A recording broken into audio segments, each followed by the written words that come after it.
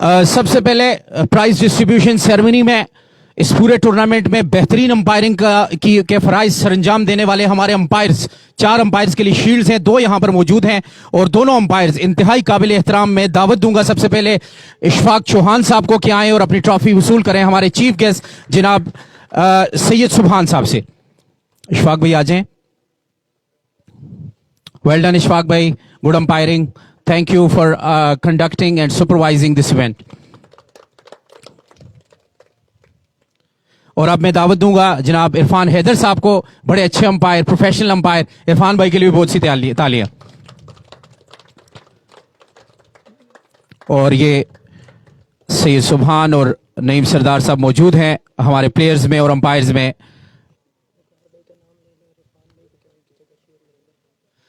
میں ایک مرتبہ پھر دعوت دوں گا عرفان بھائی کو کہ وقار بھائی کے بہاف پہ شیلڈ ریسیو کر لیں.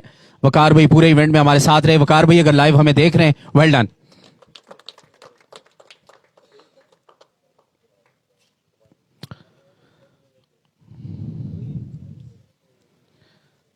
تھینک یو عرفان بھائی، تھینک یو وقار بھائی.